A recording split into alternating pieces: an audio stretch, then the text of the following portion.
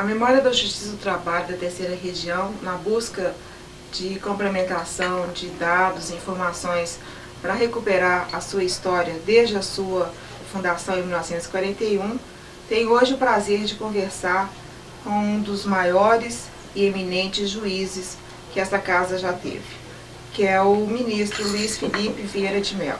Eu vou dizer em poucas palavras, apesar de não ser possível dizer em poucas palavras, a vida deste cidadão ilustre, que nasceu no Rio de Janeiro, filho de Américo Vieira de Mello e Eurídice de Oliveira Vieira de Mello. Dr. Luiz Felipe Vieira de Mello tornou-se bacharel em Direito pela Faculdade Nacional do Rio de Janeiro, em 1945. Foi nomeado juiz do trabalho, presidente da Junta de Goiânia, em março de 1947.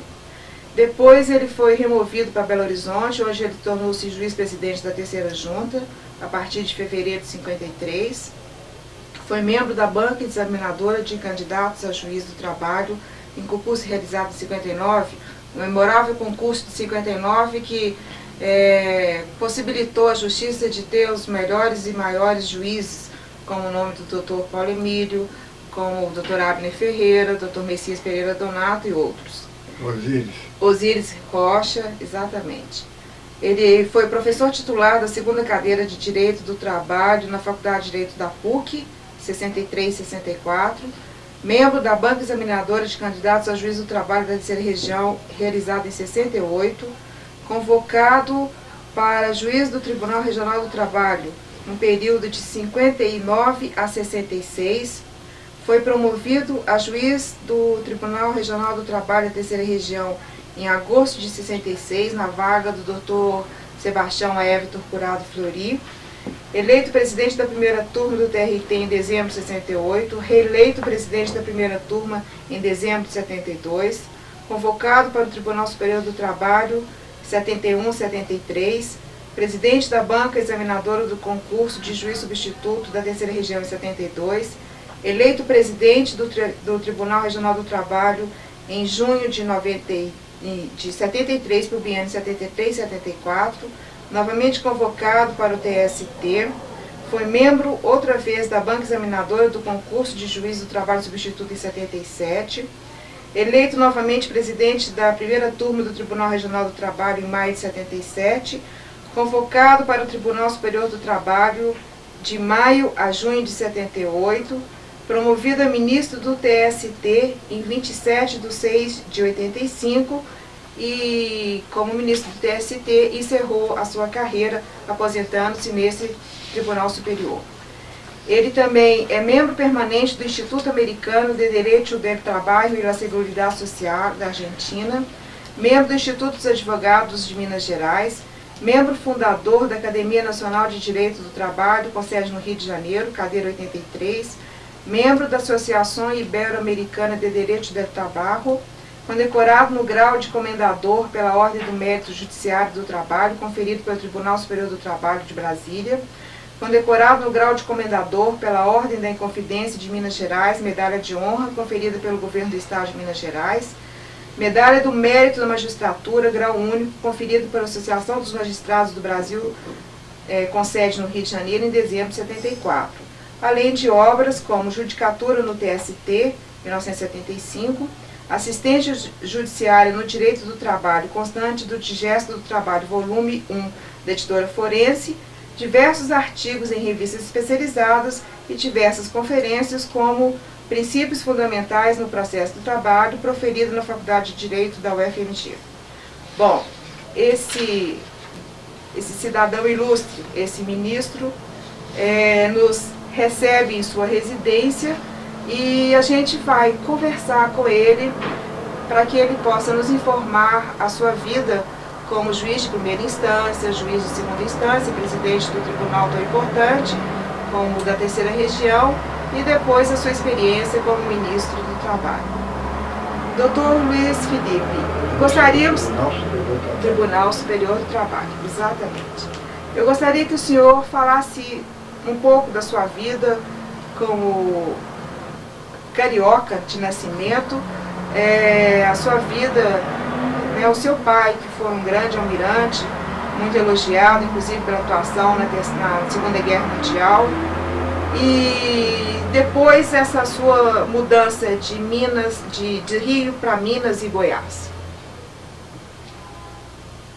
Você pode nos contar um pouquinho. Minas, como? De Goiás para Minas. É, exato. Vamos falar um pouquinho da sua vida no Rio de Janeiro. Tá certo. Bom, como todo morador da Beira-Mar e de Ipanema e do Leblon, eu tinha uma verdadeira atração pelo mar, né? E sentia a mesma vontade da carreira marítima. Meu pai era oficial de marinha e eu então sonhei em ser um oficial de marinha. Mas a vista, infelizmente, me afastou. Mas foi, de certa forma, me levou mais para aquilo que eu julguei que teria sido muito mais importante na minha vida se não tivesse sido oficial de marinha, mas muito mais importante seria a carreira da magistratura, uma magistratura nova, que era a magistratura do trabalho, que foi criada, embora o sistema prevalecesse antes da Constituição de 46, onde existiam as juntas de conciliação e julgamento, os conselhos regionais de trabalho e o Conselho Superior do Trabalho, com a integração desses órgãos no Poder Judiciário, eu fui nomeado em final de 46, mas tomei posse no dia 1º de março de 47. E foi uma experiência muito difícil, muito corajosa, porque eu me casei e a minha mulher, que a vida toda tinha vivido parte em Belo Horizonte, parte em Ipanema, nós tivemos de enfrentar então uma cidade nova, que é Goiânia, onde tudo estava para começar. Ali as casas eram novas, pequenas, improvisadas algumas, muitos terrenos vazios, enfim, era uma cidade, como seria hoje em dia, acredito, a cidade de Palmas, em Tocantins. Ela era recém-inaugurada. Recém-inaugurada, tinha 5 anos. Uhum. E aí fomos, corajosamente, um hotel inicialmente lá, até conseguimos nos organizar através de uma pequena casa e depois uma casa melhor e finalmente uma outra, não tão boa, mas que era muito resolvia definitivamente a nossa situação. Então eu tive a grande experiência de ser juiz. Eu saí da faculdade em 45 e fui ser juiz em 47, em março de 47, com a experiência que eu adquiri naquele período, visitando, quer dizer, assistindo aquelas audiências e tal, e procurando estudar, né? Me preparar para exercer bem o cargo. E assim eu fiz. E foi realmente uma experiência belíssima. Eu exerci a Junta de Conciliação e Julgamento de Goiânia por 6 anos. Quais eram as dificuldades da época, doutor Luiz Felipe, além da cidade não ter o conforto nem a estrutura de uma cidade grande? Essa distância territorial da sede da terceira região, Minas Gerais, Goiás, isso dificultava? Realmente, porque não havia meio de comunicação direta, né? Porque não havia o sistema de telefonia interurbano e havia apenas a telefonia dentro da cidade. E lá, e por isso, muitas vezes, muitas dificuldades eram resolvidas através até de telegramas e correspondência normal, que se aguardava, esperava. E quando se queria falar, às vezes, com parentes, usava-se rádio amador. Que era um meio de comunicação meio de disponível. comunicação mais rápido que você... quando houvesse um aniversário e tal, você podia conseguir através de amigos que surgiram lá, que se formaram. Mas isso, tudo isso é um estímulo para a gente ver nós recém-casados, né? E eu, na profissão dedicada, que eu comecei a estudar muito o direito do trabalho, e tive o célebre caso, que foi uma experiência incomum, foi o caso do avião que eu já relatei a vocês, em que eu... Você poderia nos contar esse caso? Eu me vi na contingência de ter de penhorar um avião que passou por lá, passava para fazer uma como se diz, ele tinha uma escala?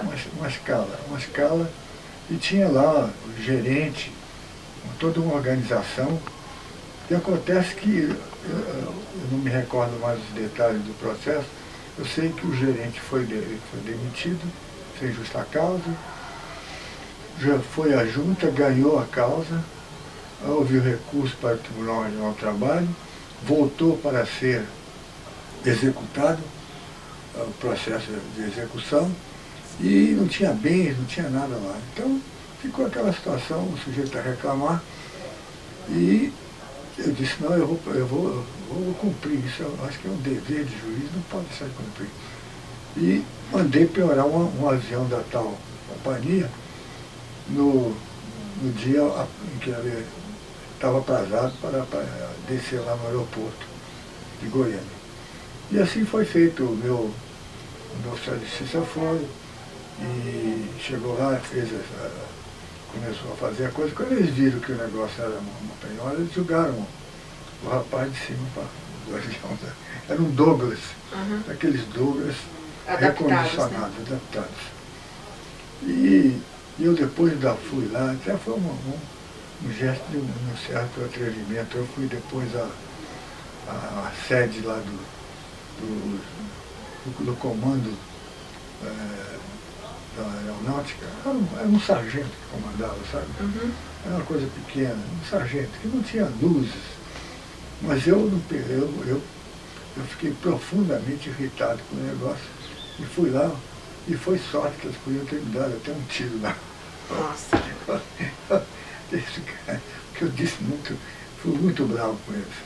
Mas aí eu passei precatória, lancei a todos os locais. Eu me lembro que eles diziam numa cidade lá do norte de Goiás, eu tive notícia que o juiz foi para o campo com os soldados para prender. Para poder cumprir a precatória. Exato. E eles fugiram. Mas em São Paulo, eles não tiveram jeito. Houve apreensão. Foi até uma coisa interessante, porque o sargento que dirigiu o Douglas ainda bateu numa outra aeronave, e depois, quando os donos da companhia apareceram para tentar negociar comigo, e eu disse que não tinha nada a discutir, porque eles tinham de cumprir, pagar aquilo.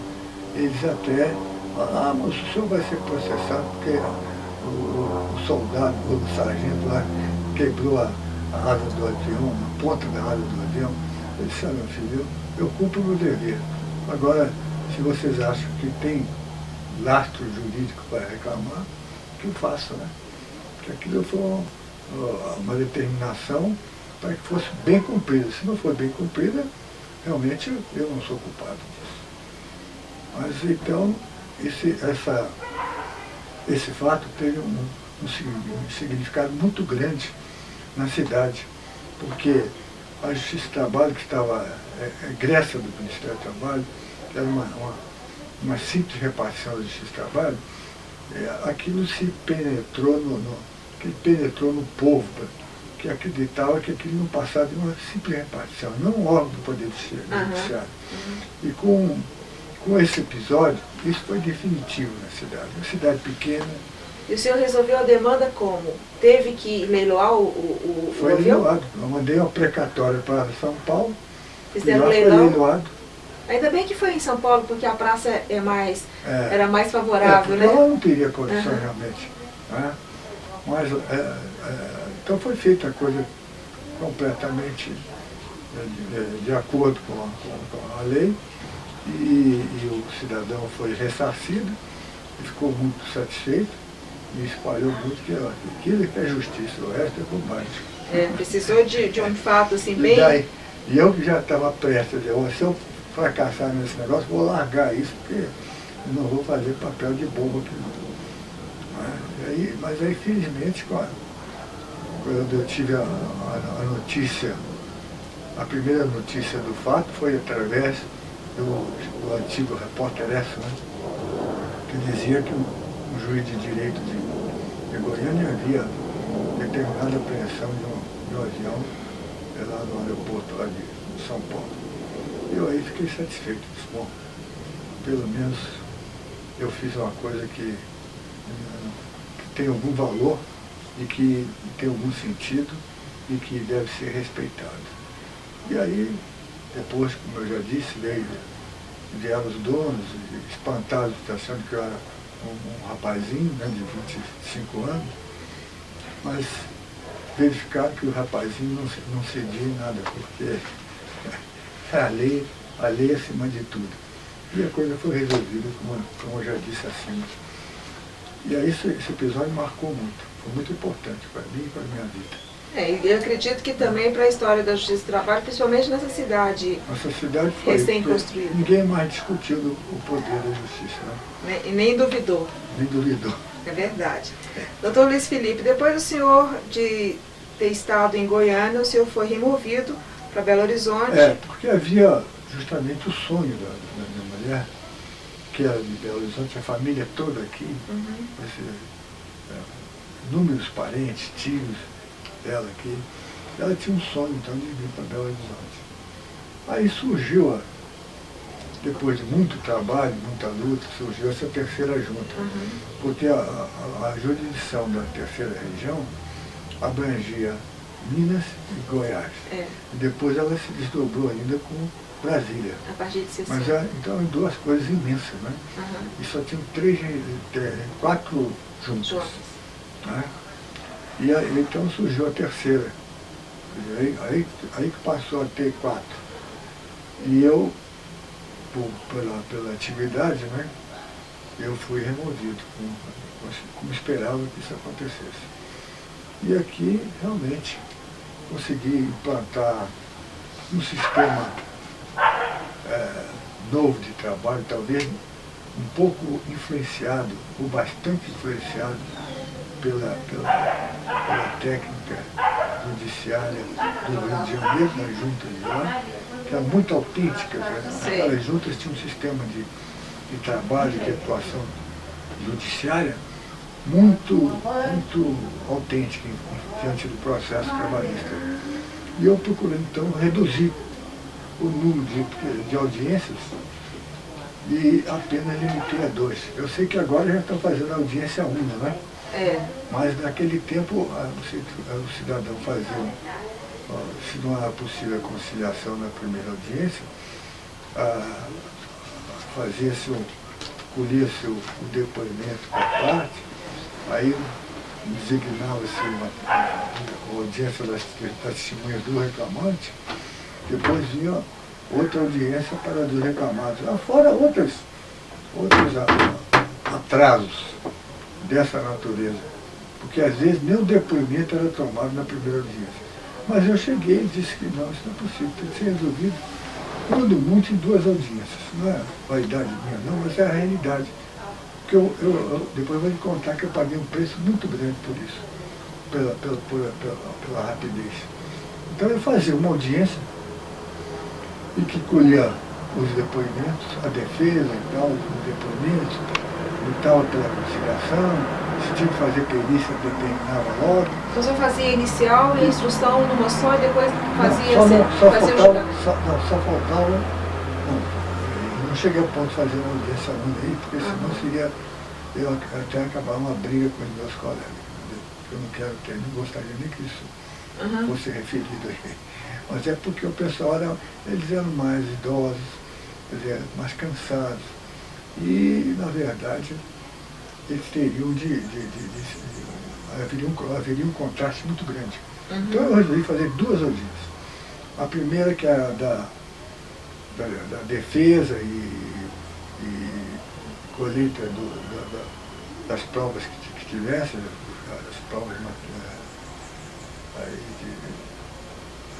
que tivessem de juntar os autos, e a outra audiência era designada para a audição de todas as testemunhas, já depois de feita a perícia.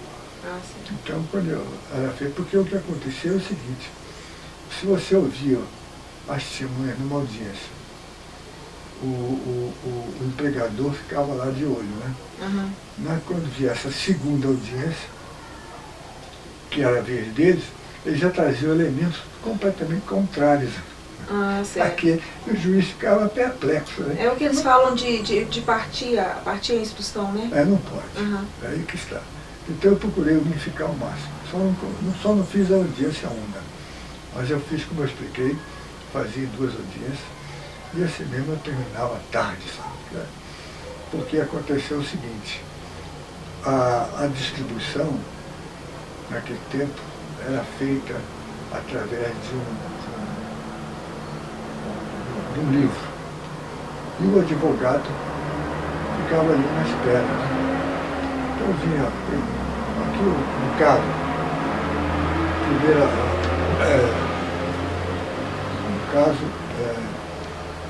e era registrado então para a primeira junta. Depois vinha outro, segunda junta. O terceiro, o advogado, mais que depressa, põe ali. Ele não entrava no primeiro nem na segunda, mas ia na terceira. Por quê? Não porque eu era melhor do que os outros, não, porque os outros eram muito bons, mas é porque eu era rápido. E com isso eu resolvia tanta coisa e como se diz, deixava os empregadores, tinham esperança de postergar, de demorar e tudo, perdiam essa oportunidade. E com a circunstância de que a prova de testemunhar era una. Quer dizer, não havia possibilidade do sujeito industriar testemunha para voltar depois para contar história diferente. Isso aí provocou o seguinte: os advogados, e isso aí muitos deles talvez até tenham coragem de contar esse episódio. Eles procuravam a terceira junta. Então todos os casos complicados com o advogado vinham para a terceira junta. E eu, infelizmente, tinha naquela idade, eu estava com 25, 27, 28 anos, estava com muita força, ficava até 7 horas, enquanto o pessoal saía mais cedo. Mas acontece que, então, em face disso, que a primeira coisa que eu fiz quando assumi a presidência do tribunal foi criar o sorteio. E aí ninguém podia fazer... Escolher. Se bem que agora eles já fazem o seguinte, eu já soube, que eles apresentam várias reclamações. É verdade. Acontece que... E depois você está bem informada, né? Acontece... Então agora eles arquivam aqui, exatamente. E vão para aquela. Exatamente. Você vê sempre um jeitinho brasileiro, né? Verdade. Para contornar o... Porque aqui em Belo Horizonte, como tem juntas que adotam a audiência una e outras que não, os advogados, de uma certa forma, não gostam da audiência una. Então, quando saem sorteados, distribuídos para uma junta que tem audiência una, o reclamante não comparece, arquiva e ele distribuiu outra ação. Isso é muito comum, acontece com muita frequência. Acho que a corregedoria tinha de entrar em ação. Parece que sim. Porque isso aí é uma falsidade, uma maneira que não é uma atuação límpida do advogado. Exato, e parece que várias juntas, quer dizer, agora parece que a maioria das juntas vão adotar a audiência una. Para poder fechar isso. Acabar com essa história. Bom, doutor Luiz Felipe, o senhor foi promovido como juiz togado do TRT em agosto de 66, depois de ter passado quase 8 anos substituindo os impedimentos dos juízes. Porque, um momentinho, eu fiquei 6 anos em Goiás, não é? Quer dizer, 6 anos. Depois eu fiquei aqui mais 12 anos, dos quais 8 como juiz da terceira junta. Posso me dirigir sendo você? Claro! A você. Então, como eu fiquei aí, então, nas juntas permanentemente mesmo, um período, vamos dizer assim, de... 13 anos. Como? 13 anos. Não, porque eu acho que eu fiquei, na verdade... O senhor foi junto da Convocado terceira... quanto tempo? O senhor ficou convocado. Nesses 13 anos, 8 anos, o senhor ficou como convocado no tribunal, substituindo eventualmente, mas a sua... Nesses 13 anos, já aqui em Belo Horizonte? Já aqui em Belo Horizonte. Já aqui em Belo Já Horizonte. aqui em Belo Horizonte. É. Sem contar o tempo de... Sem contar Goiânia. Goiânia, certo. Então, bom, aí quando o senhor foi promovido, né, para juiz da segunda instância, o senhor ocupou vários cargos, participou de bancas de vários concursos, inclusive esse notável, né, que foi realizado em 59, que eu gostaria que o senhor falasse um pouquinho sobre essa primeira experiência. Foi o primeiro concurso para provimento de cargo de juiz do trabalho e juiz substituto que houve no Brasil. Eu era juiz de primeiro grau, né? Não era juiz do tribunal. Não, ainda. De modo que para mim foi uma honra muito grande participar de uma banca. E isso me deu um estímulo muito grande. E o concurso foi feito com toda a cautela, com todo o cuidado, e com a presença também dos advogados, né? E de forma que chegou-se a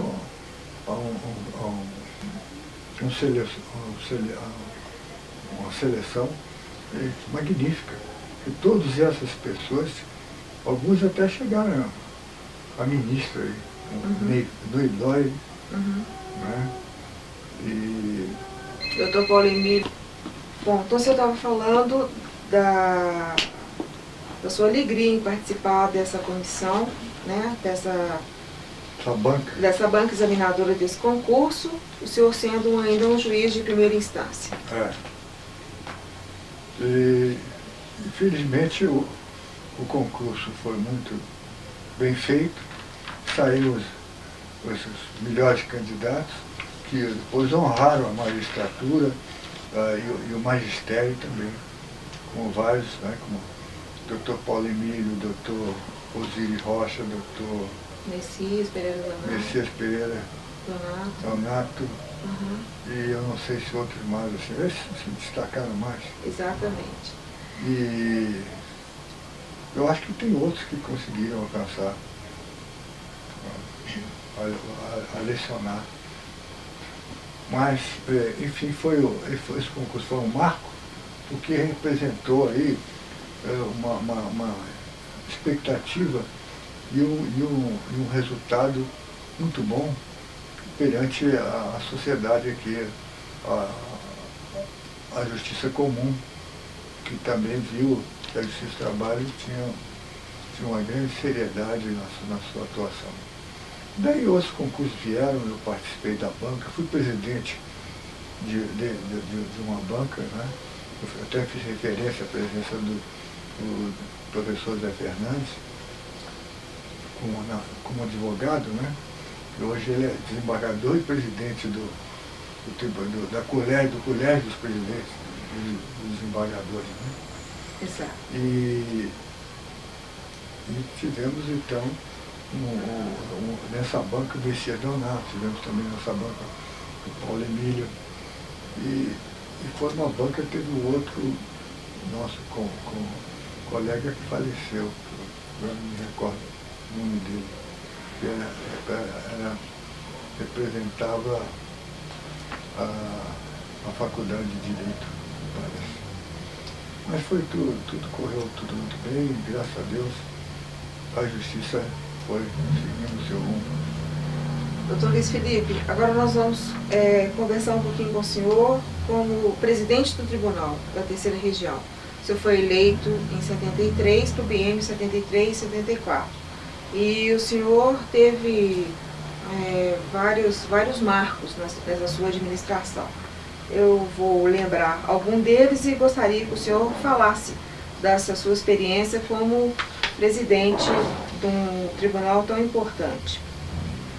Bom, um dos primeiros atos que o senhor promoveu como presidente foi a reestruturação administrativa do tribunal.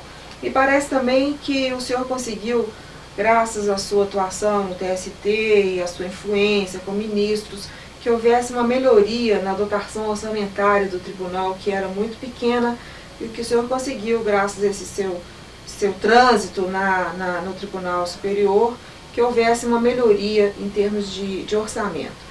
E o senhor teve um grande desafio, que foi uma reestruturação administrativa, da qual o senhor trabalhou muito e precisou de contar com a colaboração de outras pessoas. Você poderia contar para a gente mais ou menos como é que foi isso?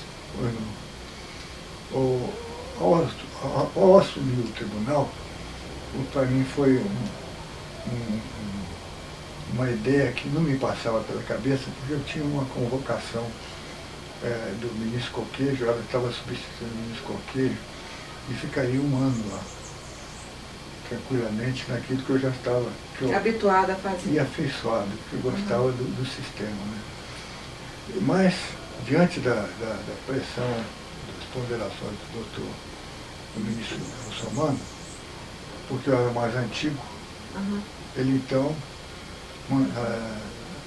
me levou a aceitar.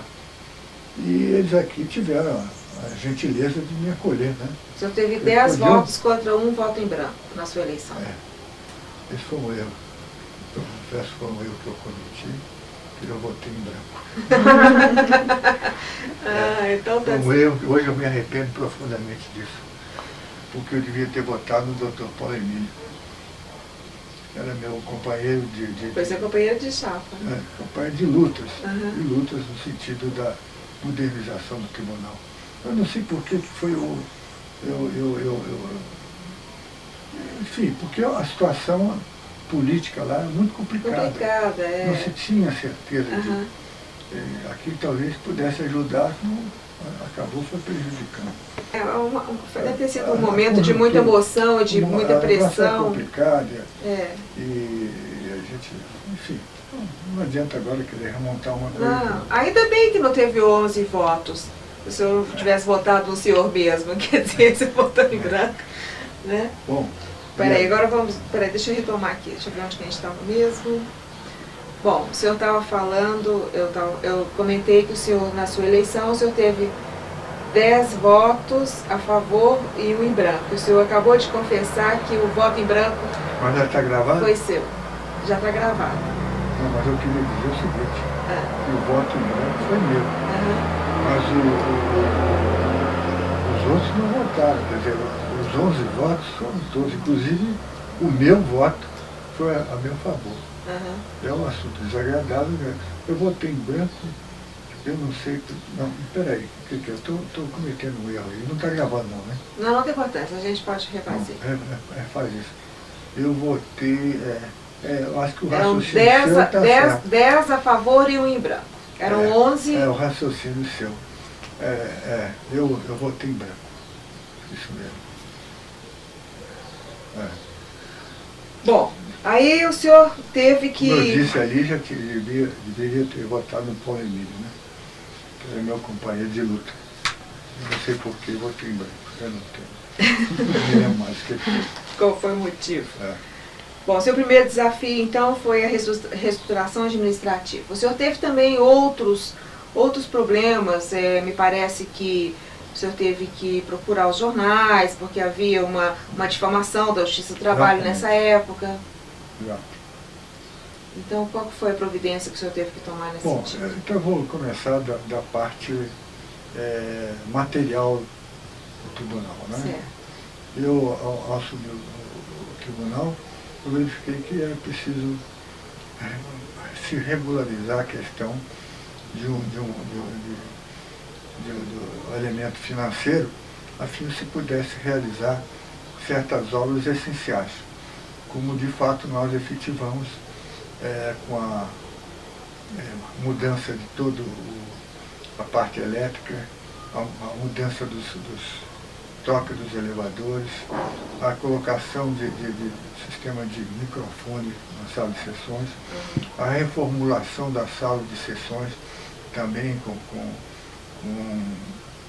a parte de trás que tinha uma certa dignidade, parte de madeira, e assim foi feita a questão da telefonista. Criamos um centro de telefone, né, para atender toda sorte de chamadas. Instalaram o Telex? Instalamos Telex e, enfim, eu não me recordo de Telex, não. Telex foi em março de 74. Março de 74, eu já tinha esquecido do Telex. E, enfim, várias medidas de natureza. Criamos gabinetes dos ministros, do juiz, porque era muito desagradável.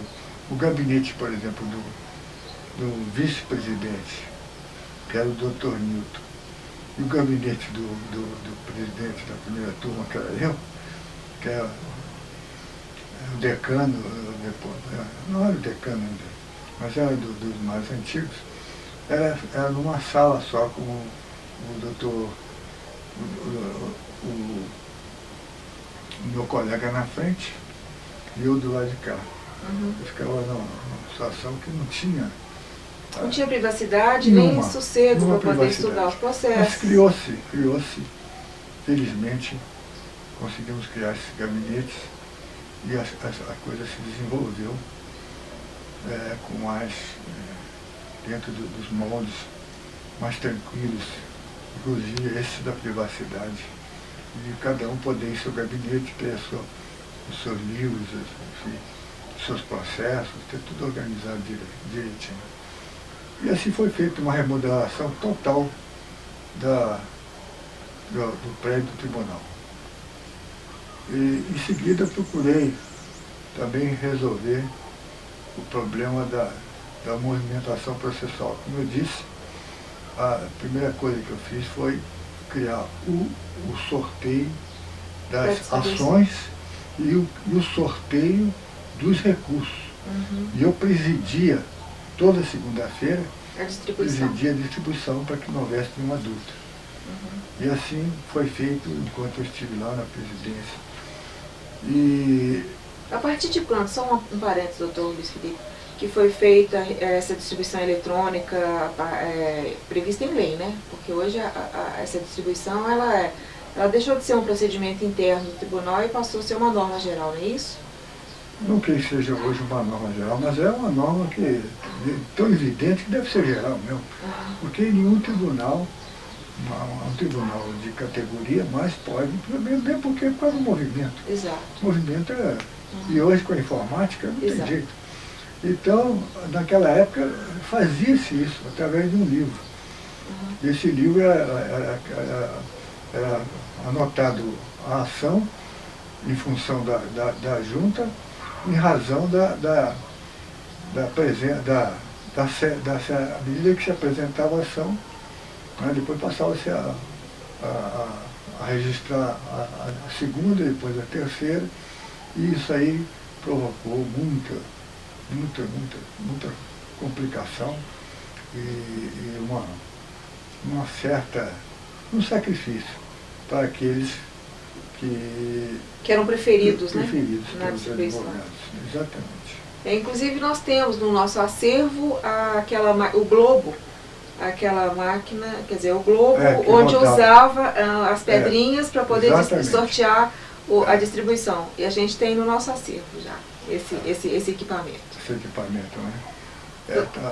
Doutor Luiz Felipe, agora vamos falar da reestruturação administrativa, que foi um desafio logo no início da sua gestão. Foi um grande desafio. Então, uma das primeiras coisas que encontrei foi a situação irregular de dezenas de funcionários. E muitos, por exemplo, recebiam mediante mera gratificação. Outros que estavam funcionando e que não tinham sido nem nomeados no Minas Gerais. Enfim, uma série de irregularidades que eu não vou discutir isso, e respeito muito aqueles que me antecederam, mas o certo é que, diante daquela situação, eu tive de tomar uma providência. Como disse, já tinha que legalizar. Eu pedi ao juiz Tardia Pereira que fizesse um exame da matéria para ver qual a saída que nós teríamos para acertar aquilo tudo. E ele, honestamente, não era do seu feitio, ele disse: não tem jeito não, isso aí não tem jeito. O jeito é botar para fora mesmo, porque não funciona. Aí eu recorri ao meu ex-companheiro de banca, o professor Zé Fernandes, o desembargador, que me auxiliasse naquilo, porque ele era administrativista. E lá ele examinou, deu umas 2 semanas depois, ele disse: não tem saída nenhuma. Diante disso, ele disse: só uma lei. Diante disso, eu disse: eu vou fazer a lei. E fui para Brasília, procurei o Dr. Gilberto Pessoa, que naquela oportunidade estava substituindo o general Goberico Couto Silva, e expus a situação a ele. Ele, no começo, foi muito relutante, a verdade, porque realmente era um ato de uma certa grandeza, profundidade. Mas eu cheguei a ponto de dizer: olha, doutor Gilberto, diante dessa situação, eu vou pedir minha demissão do cargo, porque aqui o tribunal vai ser estraçalhado. Conversamos muito, ele pensou, ele disse: bom, de repente ele disse assim, me dá. Ele pegou lá na mesa dele, tinha lá o negócio do DASP, parecia do DASP, porque fulminava tudo, sabe? Aí ele disse, pegou aquilo e rasgou assim na minha frente: tchau, jogou no lixo. Telefonou para o DASP e disse: olha, tem que fazer um novo parecer, nesses termos, tais. E aí eu fiquei realmente profundamente feliz e grato pela inteligência dele, pela sensibilidade, né? E guardei então, e a lei foi rapidamente lançada, e aí com isso se regularizou toda a situação desses funcionários. Essa lei, se não me engano, é a Lei 6.103, de dezembro de 74. Pois é, foi realmente uma maravilha. Isso me deu uma tranquilidade muito grande. E podemos, então, continuar na luta, né? E como eu disse anteriormente, logo que eu cheguei, havia um verdadeiro esquema de difamação na nossa imprensa que é sensacionalista. Porque realmente o Dr. Ailton Magalhães era uma figura notável. Ele era uma pessoa que tinha uma força, uma influência muito grande, era um homem respeitável, filho de um professor da faculdade, muito admirado, Magalhães Drummond, que foi professor de direito penal.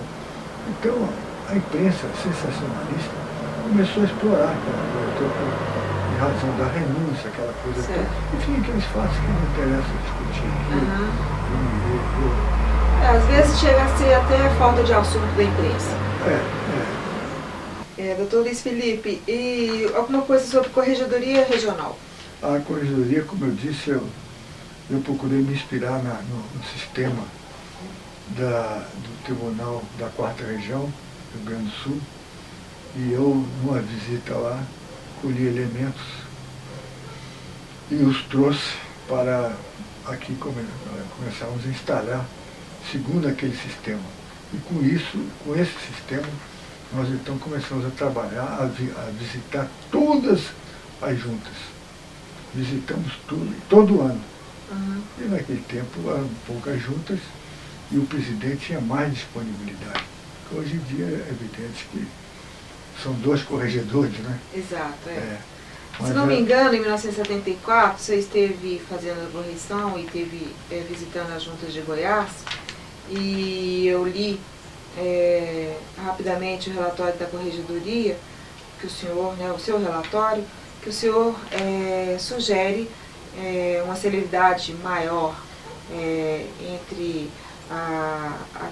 o ajuizamento da ação, né, e a proclamação da sentença.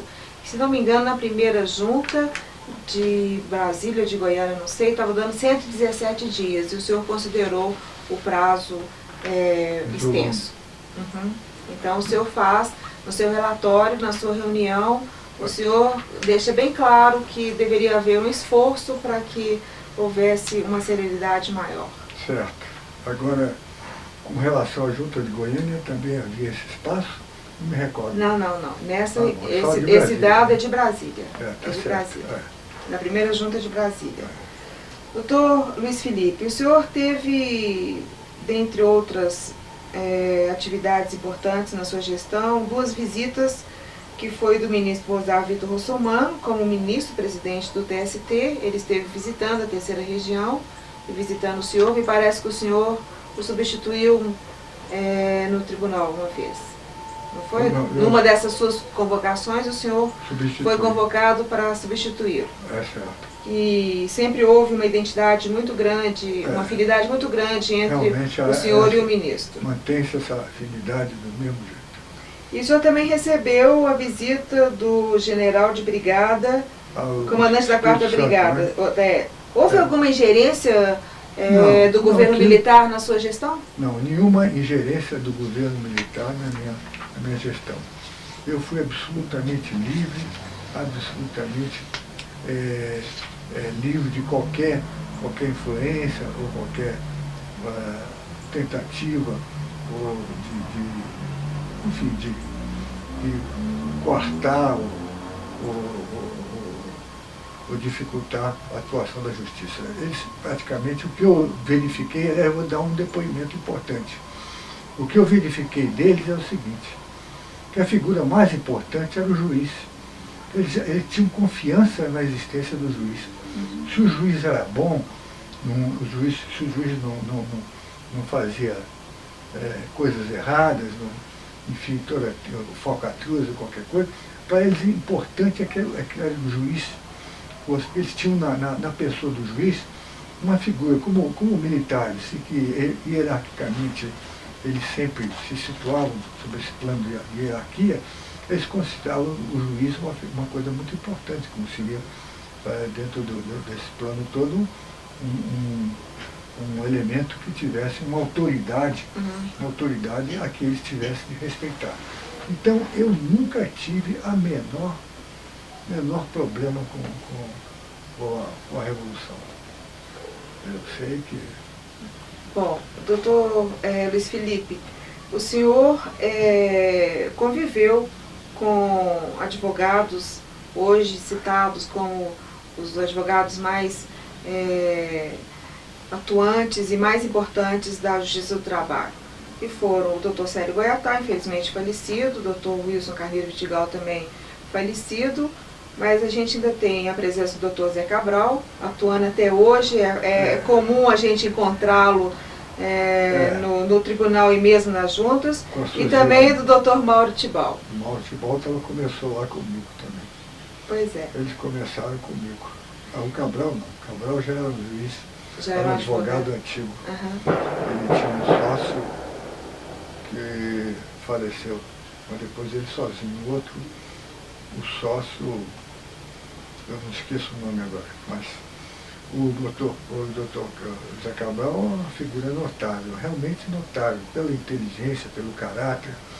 É um cidadão que merece todo o respeito e uma coisa impressionante que ele consiga ainda manter aquela forma e aquela inteligência e a lucidez, nessa altura da vida. Exatamente. Então eu sempre tive, vamos dizer assim, ele foi uma espécie de adversário. Adverso. Porque é um adverso. Não, eu estou brincando de adversário porque ele, às vezes, quando ele conseguia ganhar uma causa, uma sentença minha, ele vinha na minha junta dizendo, tá vendo, aí eu ganhei e tal. Quer dizer, então era uma disputa acirrada. Mas não, ele considerava, porque eu não considerava acirrado com relação a ele, eu seguia o meu caminho. Claro. Mas ele era brincalhão demais, né? Então era uma bela figura. Tinha um advogado antigo também que lutou aí, que é o Ezequiel Musi, pai desse Ezequiel Musi filho, o Vidigal. Esse é uma figura que me inspirava grande respeito, tanto que eu lhe conferi uma medalha do TST, porque ele era um sujeito de uma, como se diz, ele tinha uma linha de atitudes formidável. Ele não aceitava causa de empregador. Ele era inteiramente vinculado a defesa do empregado. A defesa do empregado. Ele como socialista, não de socialista violento, socialista. Mas filosoficamente falando. Filosoficamente falando, ele não aceitava que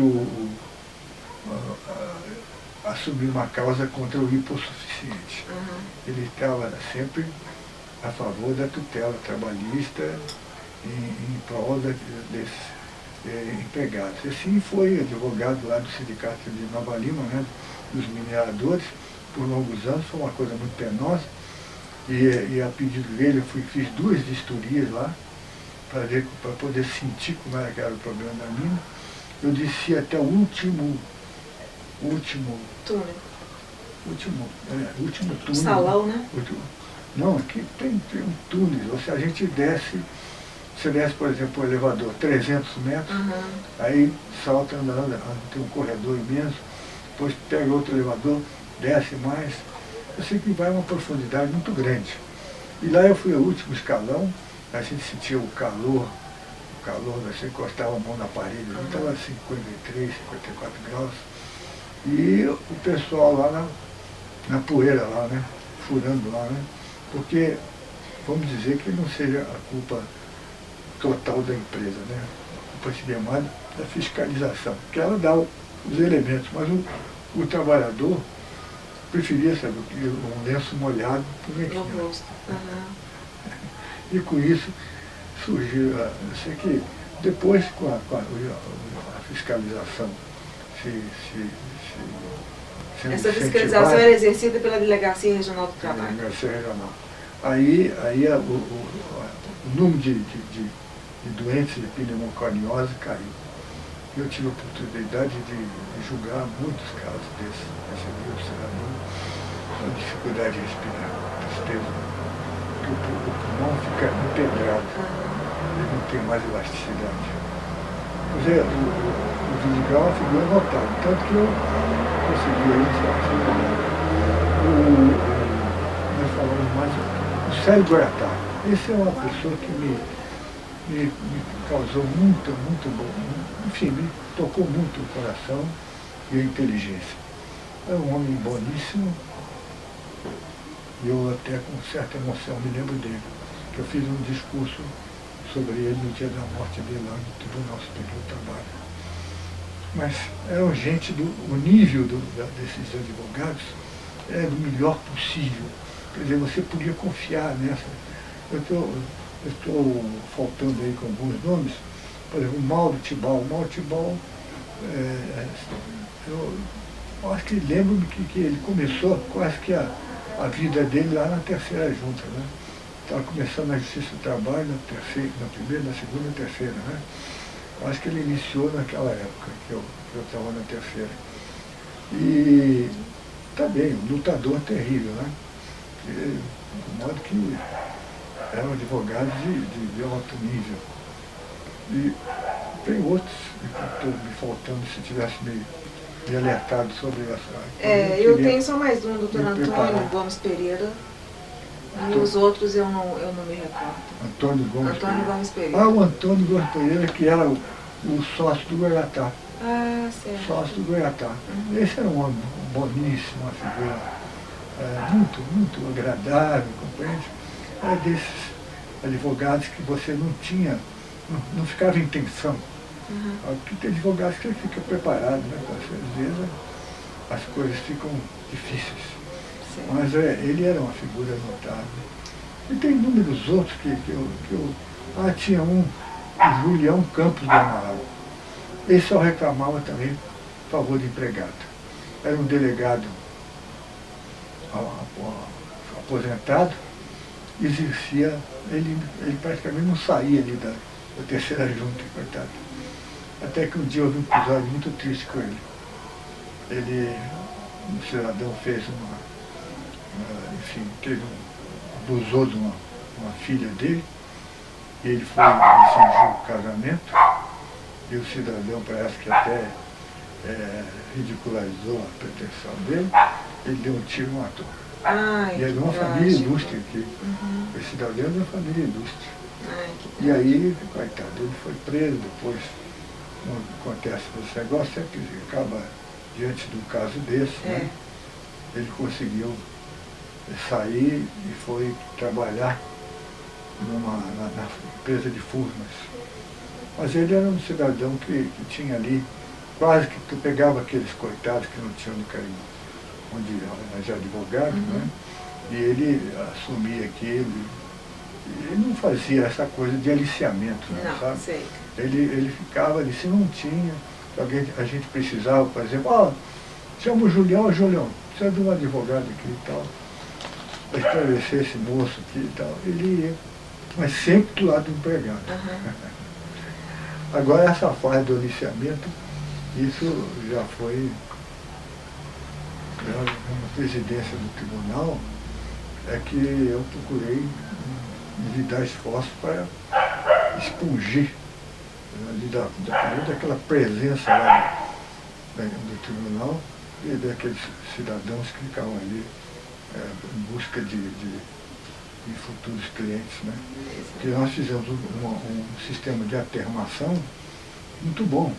Quer dizer, o sujeito podia ir lá, reclamava, não tinha de advogado, né? Porque a atermação era bem feita, né? Agora, outra sessão que eu me honro muito de ter criado é a assessoria da presidência no que concerne aos despachos, recursos de revista. Hoje, se vocês forem lá, vocês vão verificar que tem até uma medalha que foi conferida por mim. E essa assessoria eu a criei porque havia uma facilidade muito grande de subir recursos. Os advogados não sabiam nem fazer esse recurso de revista de direito. Tanto assim que essa é do Cabral. O Cabral foi verificar no primeiro ano da minha gestão como presidente a estatística da subida dos recursos. Diz que assim 97% ficou. Então o resto é que 3% é que subiu no TST. E ali foi, a coisa foi desenvolvida, tem vários outros membros que da época, um deles já faleceu como juiz de trabalho em Maringá, que não me recordo o nome dele agora. Eu sei que ele é casado, é irmão da mulher do Dr. Maldonado, que hoje é juiz regional de Goiás. Esse rapaz, eu esqueço o nome dele, muito competente. O outro também tinha mais dois elementos. Eu estou me falando no nome sobre essas pessoas. E um que lá começou como aprendiz foi o Cássio Magalhães Drummond. Ninguém melhor do que ele para dizer sobre o pessoal de lá. Certo, nós vamos perguntar para ele sobre a assessoria da presidência na sua época. Ele começou lá como um simples aprendiz. Doutor Luiz Felipe, eu não posso deixar de ressaltar aqui dois feitos que a gente considera, dentre os muitos da sua gestão, mas os mais marcantes na vida do tribunal. Primeiro porque se diz respeito à nossa associação, a ASTER, que foi criada por sua iniciativa. E a outra... Sou sócio número 1. Sócio número 1, fantástico. E a outra que é... Mas acho que eles esqueceram tudo isso. Né? Não esqueceram não. Não esqueceram não. E o outro é... É chamado ostracismo. Absolutamente, tenho certeza que não foi esquecido. E a outra é a inauguração da biblioteca Juiz Cândido Gomes de Freitas, que foi uma homenagem póstuma a um juiz que faleceu. Foi meu colega de junta, né? Uhum. E depois foi do Tribunal Regional do Trabalho, um homem de valor. E, pois é, e também essa biblioteca para nós hoje ela é motivo de muito orgulho, primeiro porque tem um acervo fantástico, e eu não sei se o senhor já teve a oportunidade de visitar o novo espaço da biblioteca. Agora não, eu me lembro da época, né? Em que foi instituída, que já era um bom espaço. Hoje ela está no prédio, no anexo, agora lá na Getúlio Vargas. São outros recursos, né? Exatamente, ela está muito bem instalada, muito bonita e bem à vista. Hoje ela é muito visitada e muito procurada, porque ela está no andar térreo do prédio anexo. Então, assim que o senhor entra no prédio, a primeira vista que tem é a biblioteca. Então ela está sendo muito visitada.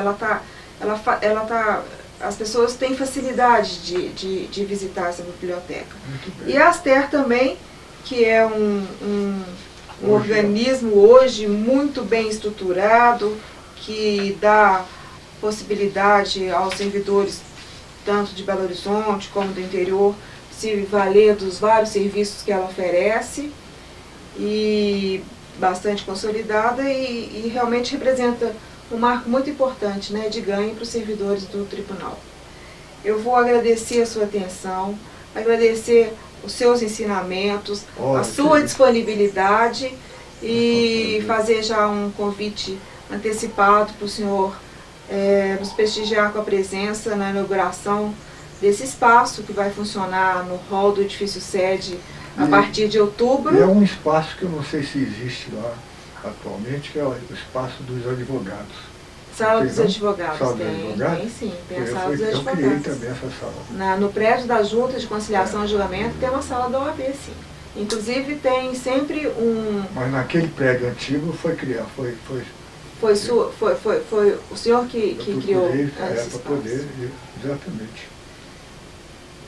Exato, eu quero agradecer. Eu acho que o presidente da ordem na época, eu tenho a impressão que era o pai do Raimundo, esse Raimundinho. É o Raimundo Cândido. É o pai. É o professor Raimundo Cândido, né? É o professor. É o professor Raimundo Cândido.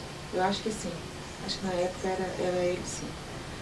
Doutor Luiz Felipe, então, mais uma vez, eu quero agradecer, e eu quero que o senhor saiba que a sua contribuição vai ficar perpetuada nos nossos arquivos, e assim que a gente tiver concluído esse trabalho de resgatar essa memória passada, vai estar à disposição dos usuários e dos visitantes dessa memória o seu depoimento e os seus ensinamentos, assim também como a sua obra e o seu retrato na galeria de dirigentes, o que nos honra e nos honrou também de ter ouvido e ter o senhor como um presidente, quer dizer, uma pessoa que, como é que se diz assim,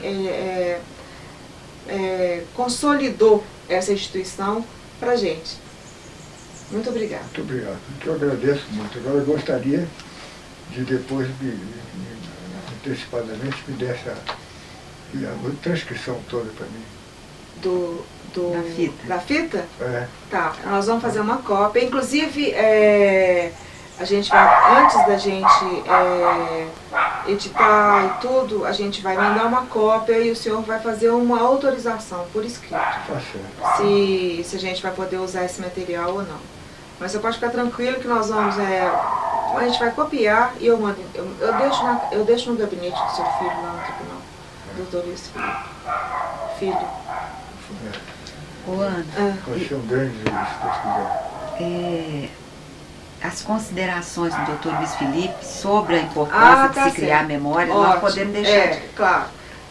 A gente tem trabalhado nesse projeto, Dr. Luiz Felipe, porque foi sentido uma necessidade a proposição é do Dr. José Maria Caldeira, de resgatar a imagem do Poder Judiciário, de perpetuar a trajetória dessa terceira região, que enfrentou problemas e hoje encontra-se estruturada graças às pessoas que participaram da administração. E eu gostaria que você fizesse falasse sobre o seu pensamento, sobre as suas considerações nesse nosso projeto. O que representa esse resgate da memória da Justiça do Trabalho da Terceira Região para o senhor? Eu acho que eu só lamento não ter pensado nisso antes, porque foi uma ideia magnífica. Talvez o nosso presidente, que foi jornalista, né? Talvez ele tivesse se sensibilizado sobre esse aspecto, a propósito desse aspecto. Mas eu acho que não pode haver coisa melhor do que isso, porque uma instituição sem memória não existe. E o grande mal do Brasil é não se levar em conta a memória das instituições, enfim, do próprio país. Eu acho que vocês estão de parabéns, merecem todos os encontros possíveis e que tenham sucesso nesse prosseguimento. Eu quero adiantar para o senhor que o senhor foi um ótimo entrevistado, entendeu? Que o senhor ficou perfeitamente à vontade, não se constrangeu, e o senhor tinha me falado que seria a primeira vez que o senhor seria filmado, entrevistado e filmado. Eu posso garantir para o senhor que o senhor esteve perfeito na sua condição de entrevistado. Muito obrigado, viu?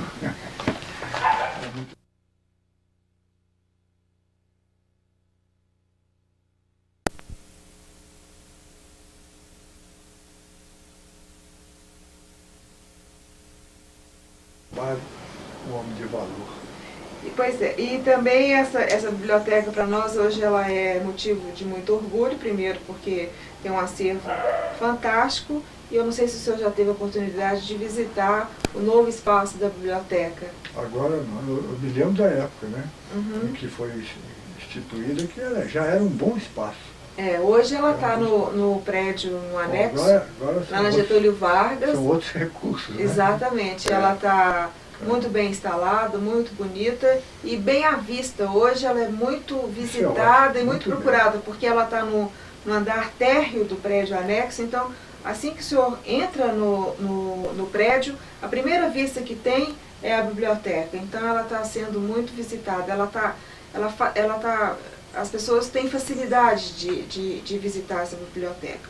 E a Aster também, que é um organismo hoje muito bem estruturado, que dá possibilidade aos servidores, tanto de Belo Horizonte como do interior, se valer dos vários serviços que ela oferece, e bastante consolidada, e realmente representa um marco muito importante, né, de ganho para os servidores do tribunal. Eu vou agradecer a sua atenção, agradecer os seus ensinamentos, a sua disponibilidade, e fazer já um convite antecipado para o senhor nos prestigiar com a presença na inauguração desse espaço que vai funcionar no hall do edifício sede a partir de outubro. É um espaço que eu não sei se existe lá atualmente, que é o espaço dos advogados.